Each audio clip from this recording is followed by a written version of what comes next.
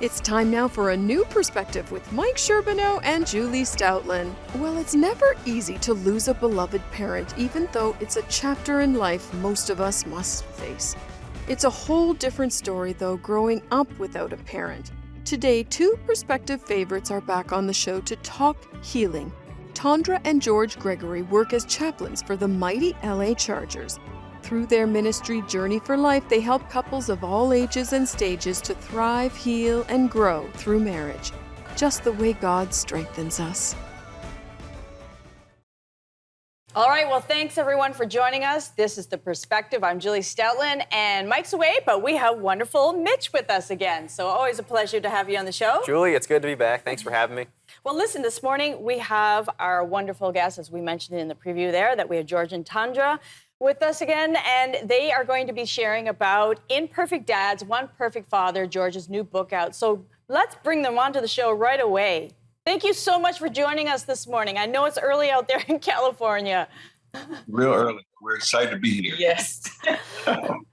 George and Tondra, you are the chaplains for the LA Chargers. You're marriage pastors at Saddleback Church, and you have a marriage ministry called Journey for Life.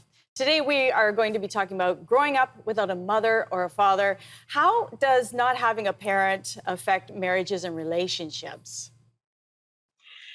Yes, so thank you for having us. I love this topic. I'm so excited because it affects me personally. I grew up with a single mom. My dad was not in the picture, never met him, never knew him. So I really didn't have a concept of marriage and how a husband and wife interact. I actually just thought, when I got married to George, hey, women run everything. Like, I'm in charge. And as I say, as it goes, right? So I was shocked to find out that that's not how it works in a partnership. But I just never got a chance to see how husband and wives work together. Never got a chance to see, like, how do you forgive? How do you love? How do you resolve conflict? I just never got a chance as a model.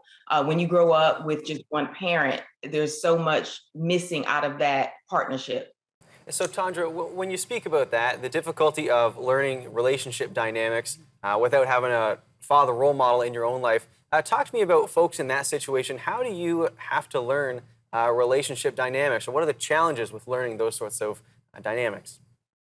Definitely. And thank God that even though you have voids in your life, there's ways that you can go get it filled in. So through mentorship, watching other couples.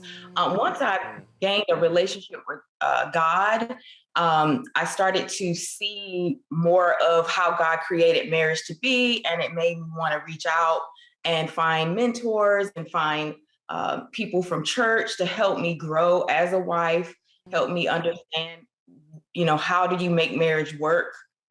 So I think if you can get the help and just fill in the gaps that you received as a kid, I mean, growing up, there's still a way to, God uses outside people to help redeem those missing parts in our lives.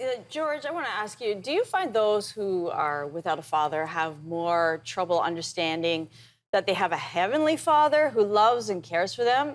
When some people have experienced neglect or abandonment or abuse at the hands of a father?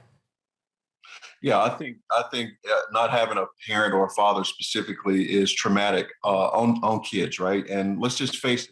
What we face in the world, really, especially in America, is an epidemic of fatherlessness, right? And so I don't necessarily know if it's more traumatic, but if we could talk about absentee fathers, we could talk about fathers who work a lot. But to grow up without a father, I think sometimes it's harder to overcome certain things. But the story today is that there's hope for everyone through Jesus Christ. And we know that we might.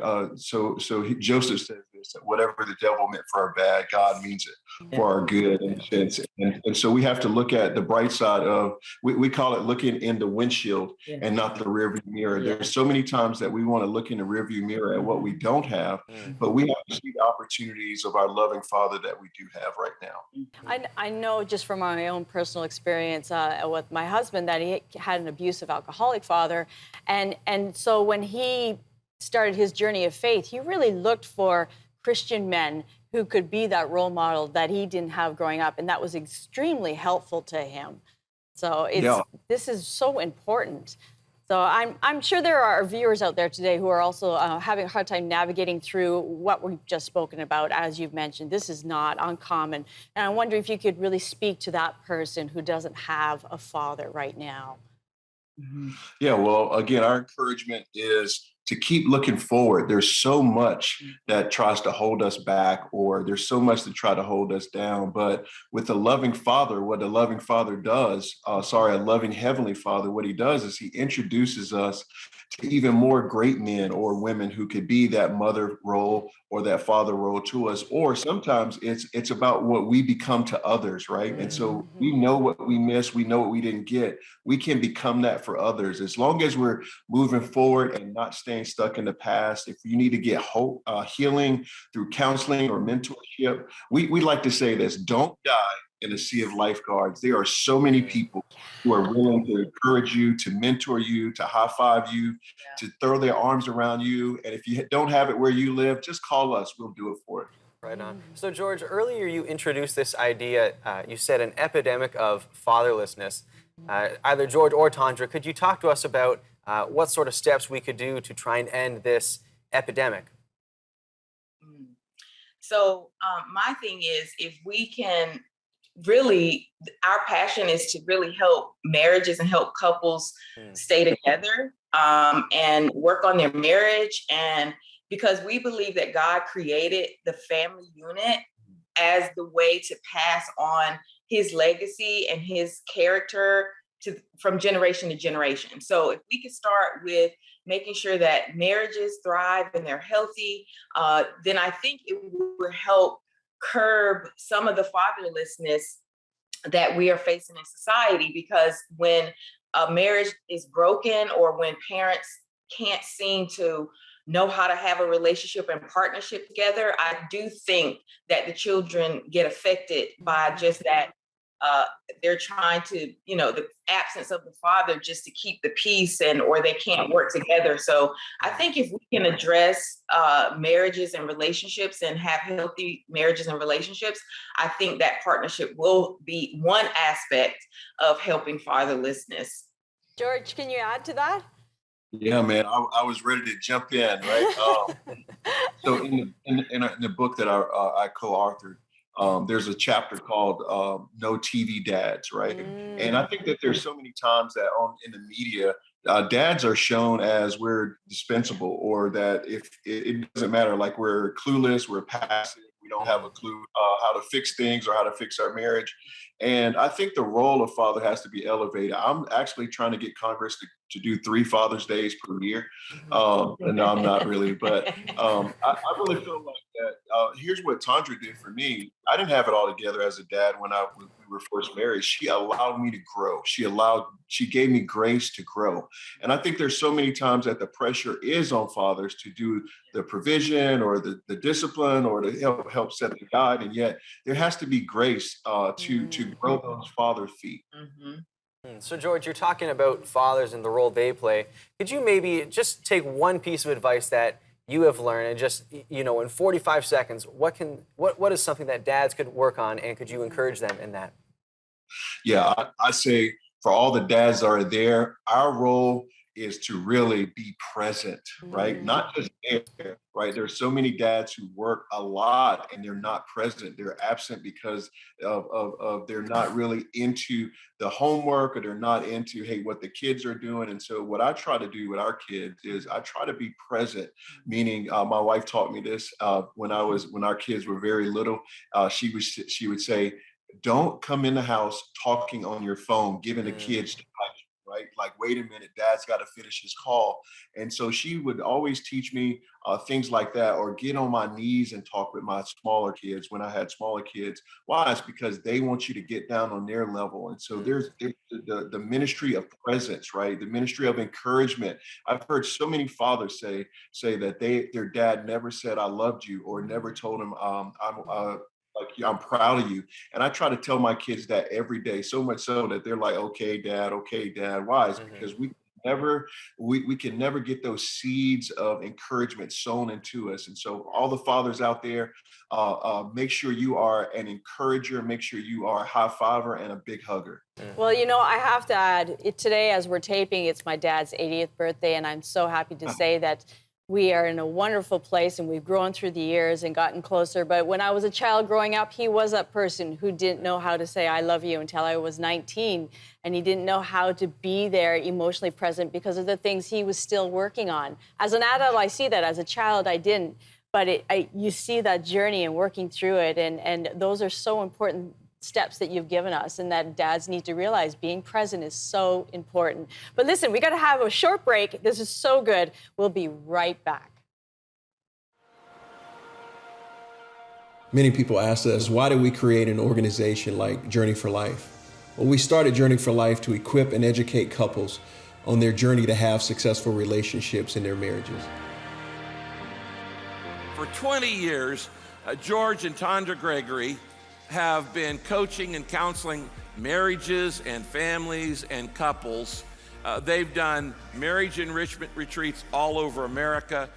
Well, back with us are George and Tondra Gregory. And guys, I've just been loving what you've been sharing about the importance of fatherhood and the importance of even a healthy marriage and how that can impact a child. But George, George, you're an author, actually. You're both authors. George, would you tell us about your book, Imperfect Dads, One Perfect Father? Yeah, I think that there's so many times that fathers, we know we're imperfect, right? We know, as my divinity professor said, we're all crooked sticks trying to make straight lines. And yet, in our imperfection, we really have to look to our Heavenly Father. And where we find out about our Heavenly Father is in the Bible, right? We learn of his love, his character, that he'll never leave us nor forsake us, that he's faithful when our fathers might not be as faithful, or maybe we as dads aren't faithful. And so in our imperfection, we still have a perfect Father that we can look to for modeling, for guidance, and for direction and encouragement. So that's primarily what the book is about. Tondra, going into adulthood with the loss of a father is so difficult. And can you explain how it impacts all aspects of our lives?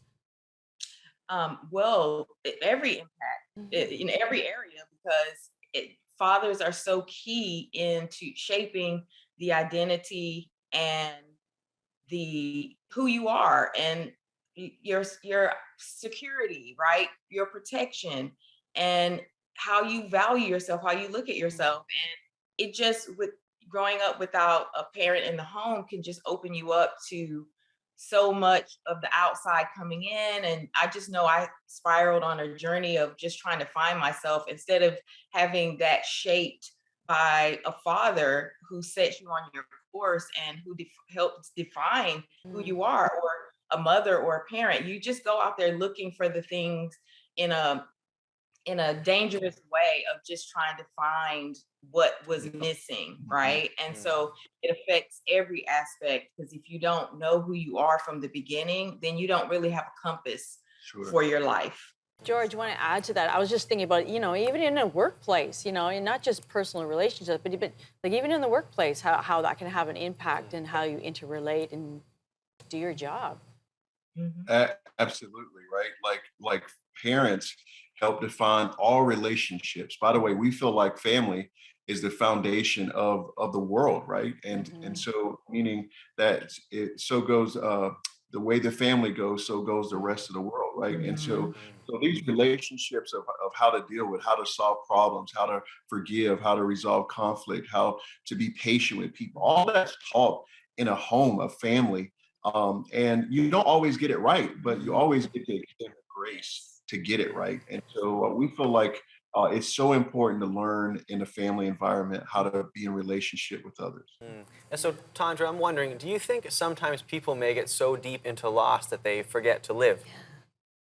Oh, absolutely. Absolutely. Because especially if that was a significant relationship in your life, you are so defined by that relationship. And when it's gone, it can spiral you to say, well, who am I now without that person in my life? And so making sure that you have support and you have comfort and that you do allow yourself to grieve that loss, but you can begin to build a new normal for yourself in finding out other things about yourself, and not just and just have with the support you can help redefine who you are, right? Like you're never gonna replace that person. You're never gonna not miss that person, but you can find other ways to honor that person in your life as you move forward.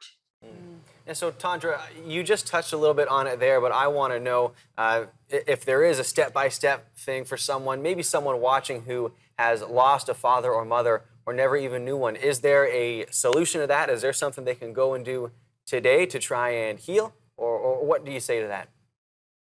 Oh, yes, definitely. If they need grief counseling, just making sure that they have friends who, one thing I want to just say, it's okay to grieve. I think sometimes people get stuck in their grief because they're trying to avoid it, distract, and move away from it. Interesting point. Interesting point there. You say that sometimes they actually are stopping the ability to heal by trying to avoid it altogether. That's right. And you know that saying that time heals all wounds? That has a grain of truth, but that is not true if you are not going through your process. Now, over time, going through your process, working on what you need to work on, then time heals all wounds in due time. But it's not just, let me wait until the time goes by and then I'm going to pop out of this and never have to go through any pain. Right. But pain is a part of the healing process. Well, listen, I want to ask you, we're talking about the pain of fatherlessness or maybe not a father that was really present emotionally or in many ways, or not knowing your father at all. But you're counselors, you've dealt with so many people. I would like to hear some success stories, some healing stories. Do you have any stories you can share with us where there has been real healing, either between a child and a father, or just coming to terms with something? Share some stories. Well, we don't have to look far. Again, I want to just brag on my wife, right? Because I really feel like someone watching this could feel like, oh, here's poor Tondra. She didn't have her father growing up, and yet let me just tell you, this girl has overcome the absence of her father, and she's worked on herself. She's worked on her mental health, her emotional health, and she is the best mom. She's the best wife. She's an encourager. She doesn't look in the rearview mirror much. She's grieved. She's gotten over that. She sees a windshield with so much hope, so much life, so much vitality. And it has really blessed me as a husband to be able to help lead my family well because my wife has done the work that she has had to do. And I think that really is a great success story. So I want to give her a high five this morning. She deserves it. Yes, that is awesome. So let me ask, Tondra, you've just been given a high five. Joyce just said some awesome things about you. Will you share with us in 30 seconds what's the secret from moving from a challenging background and now to what we just called a miracle? What's the secret? So the secret is you've got to learn that you get to decide how you want to move forward. Your past does not define you. You are not a product of your past. You get to redefine what you want to be. And once you can make that decision, the world opens up because you can start to work on the areas that you have been affected by, and you can start to heal and you can start to let go. But when we get bitter, we get resentful about what we didn't have or that this happened to us, then we just kind of get stuck and we're not able to move forward. So I would say just the ability to know that you're empowered over your past. Yes, thank you so much for that. That is such a good word to end with. It is such a pleasure to have you back on the show. You have so much wisdom, and you're so vulnerable, and you share from the heart, and I know that's going to touch our viewers. We have to have you back again. Thank you for joining us today. Thank you for having us. Yeah. We'd love to send you an autographed copy of George's book, and you can see it on the screen there, Imperfect Dads, One Perfect Father. If you'd like a copy, contact us at The Perspective. The information is there on your screen. We'll be right back after this short break. Our journey starts out with a pretty bad looking picture, but we are a picture of God's grace that says that you don't have to start over for you to believe that God could redeem. When we started off our marriage, we had a lot of hardships and difficulties. Like, we struggled to figure out how to make marriage work. Both of us came from two different backgrounds. So when we started our marriage off, we were already in a very discouraged place. We just didn't know what to expect. Like most people, when they get married, they have all these dreams of happily ever after, and it takes work. I love the heart of George and Tondra. What did you take away from that interview? You know what, Julie, what I appreciated, first of all, Tondra's constant smiling. It just warmed up the morning. But on a more serious note, what I appreciate is when she shared, yeah, she came from a difficult background and lost a parental figure, but she says that didn't define her, and she was able to heal and to grow even through that and say, you know what, that was the past, but that doesn't have to define me, and I can still have hope for future relationships and be a mom and be a husband. That's just exciting. It really is, and I appreciate the fact that she said that, you know, many times we stop receiving our healing by not allowing ourselves to go through the grieving process, and how important it is, because we can't have the dirt in the wound. We have to clean it in order and put some medicine on it in order for that wound to heal, and that's what Jesus does for us when we allow him to work in our pain and through our suffering. We actually get true final healing. So stay with us. We have up next, Being King with the Word.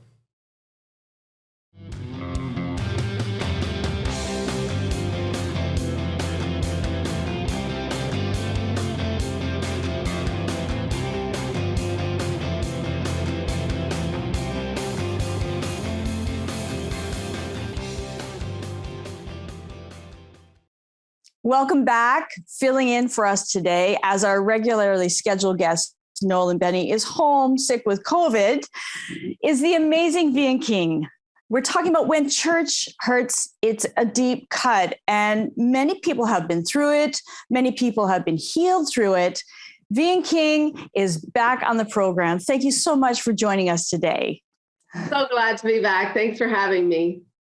So, Vian, I want to start off with, tell us in 30 seconds or less, what is your story with the church? Well, let me just start at when I had the biggest crisis happen in my life, when I was laying on a hospital bed, fighting for my life, just having a life-altering virus literally take my independence.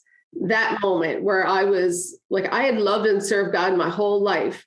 And within that first week, I had people leaning over my bedside, asking me if there were people that I needed to forgive, or maybe if there was sin in my life, wondering, and I'm thinking about these things. I'm like, you know, I just graduated Bible college and I loved and served God my whole life. And here I am trying to think, maybe they're right. Maybe there is sin in my life. Maybe, is there 5 people that I need to forgive? These were literally real conversations that I had. And in that process of trying to rationalize, maybe there was something wrong with me. Maybe God did this to me because I'm a bad person and I'm not, I'm not on the right track. And so God did this to me to get my attention. And so that set me on a path that made me doubt God, my relationship with him. And it started making me kind of resent God and blamed him for the situation I was in. And so I want to qualify it, first of all, by saying that I allowed those lies to sit in my heart because I truly didn't know who I was in Christ. And so, yeah, I was hurt by the church. But I want to tell you that this crisis that I experienced in my life allowed me to truly understand Christ for myself. Why did I believe those lies? Because I didn't truly know what God thought about me. And I allowed man's opinion and their views to taint my view of God. And so that was the bad scenario, right? But the good example, or the good stories of the church, are when you can truly let man be man and God be God. So when you look for those moments where you put your expectations in God over man, because we are all fallible, we're all going to fall, we're all going to have those things where men let us down. But when we can finally start being who Christ has called us to be, a loving, safe place, then that is when you start to see the beauty of people seeing you and loving you exactly where you are, without all of the religion and rules. And that's the beauty of who the church is truly called to be. That is wonderfully said. It's so true. And I'm sorry that you went through that pain of, in the moment when you really needed people to love on you, that they were trying to help you in a way that was not helpful. But that, I think, is the point, is that no matter what, we're Christians and we do make mistakes, and it's a learning journey that we're on, and we are going to improve and grow. But the world doesn't see that that's what's happening. Many times they just see how we're acting at that moment, at that stage. So I want to move on from here and go and ask you, what's your perspective on what this generation says is needed in the church in order to change? What's your thoughts on this? Simply put, we need to be safe places. Yeah. Bottom line, we need to love without judgment. And if we can learn that, man, we've learned a lot. Yeah. Wow. Yeah. Absolutely right on the money. Wow. How do you keep your faith in the midst of all that you've been through? I think that's a really important question. How do you engage? How do you connect? How do you trust again? Very short. We only have like 20 seconds. I think the big thing is keeping my expectations and my motives always in check, that I trust in the Lord, not man, with all of my heart. And I lean on his understanding, not my own and not man's, because once I put my trust truly in God with all of my heart, he will direct me. And it is truly about connecting and engaging and trusting God in a way that I never had before. Wow. Thank you so much for that. That is a great way to end this interview. Thank you so much for coming on. I really appreciate your heart and the journey that you've been on and the voice that you are to so many.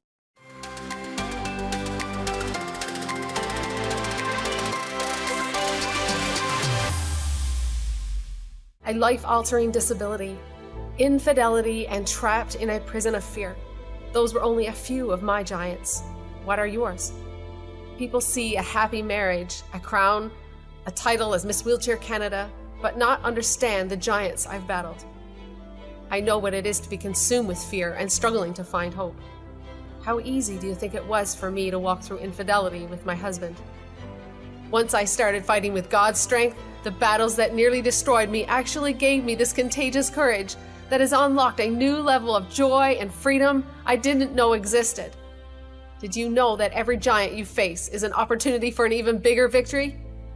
What giants are you facing right now?